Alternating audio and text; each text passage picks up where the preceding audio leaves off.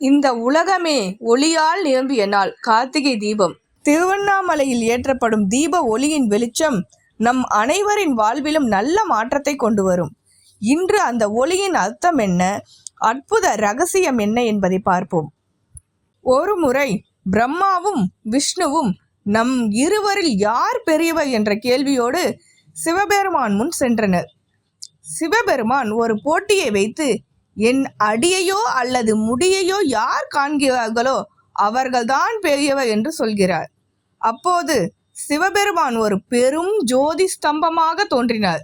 அந்த ஜோதி ஸ்தம்பத்தின் அடியை விஷ்ணு கண்டார். ஆனால் பிரம்மாவால் முடியை காண இயலவில்லை. அதனால் தான் கண்டதாக தாளம்பூவிடம் பொய்கூற சொன்னார். அவ்வாறே பொய்கூறிய தாளம்பூவை வெறுத்தார் சிவபெருமான். தன் தோல்வியை ஒப்புக்கொண்டார் பிரம்மா. அந்த ஜோதிதான் நமக்குள் உள்ள ஞான ஒளி. ஒவ்வொரு ஆண்டும் கார்த்திகை மாதம் பௌர்ணமி நாளில் திருவண்ணாமலை மேல் அந்த ஜோதியானது ஏற்றப்படுகிறது. அதுதான் மகா தீபம்.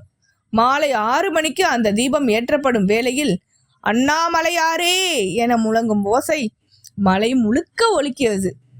தீபம் என்பது வெறும் வெளிச்சம் மட்டுமல்ல, அது ஆன்மீக எழுச்சியின் குறியீடு. ஒவ்வொரு தீபமும் நம்முள் இருக்கும் இருளை, அறியாமையை எரிக்கின்றது. அதனால்தான் வீட்டில் அகல் தீபம் ஏற்றி வழிபாடு செய்கிறோம்.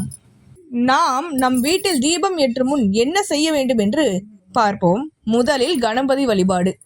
பின் கார்த்திகை மாதத்தில் பிறந்த நம் கார்த்திகேயனை மறக்கலாமா? இந்த கார்த்திகை மாதம் முருகனின் பிறந்த மாதம். கார்த்திகை நட்சத்திரத்தில் முருகன் பிறந்தார். அதனால்தான் முருகனின் அருளும் ஜோதிஸ்வரூபமான சிவனின் தீபமும் ஒன்றே.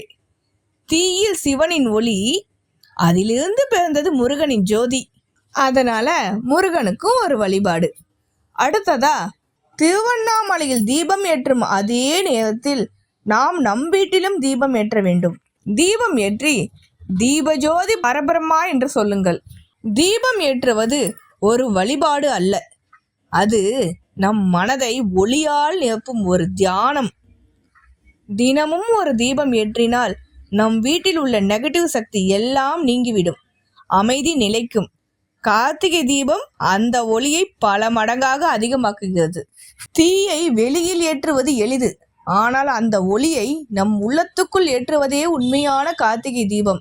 இந்த தீபம் உங்களின் வாழ்க்கையில் ஒளியை பரவ செய்யட்டும். அண்ணாமலையாருக்கு அரோகரா.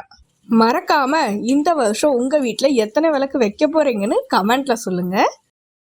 இந்த வீடியோ பிடிச்சிருந்துச்சுன்னா லைக், ஷேர், கமெண்ட் மற்றும் ஆன்மீக கதைகளுக்கு சேனலை சப்ஸ்கிரைப் பண்ணி வச்சுக்கோங்க.